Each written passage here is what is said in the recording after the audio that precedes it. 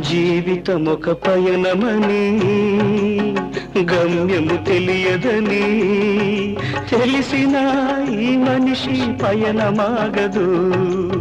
జననం ధర్మమని మరణం కర్మమని తెలిసిన జనన మరణ చక్రమాగదు.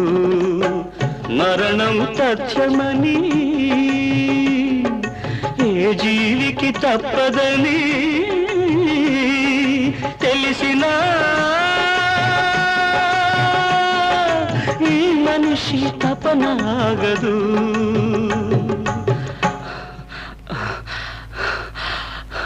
ఈ బ్రతుకు తపనాగదు. ఆగదు ఏ నిమిషము నీ కోసము, ఆగితే సాగదు ఈ లోకము, ముందుకు సాగదు.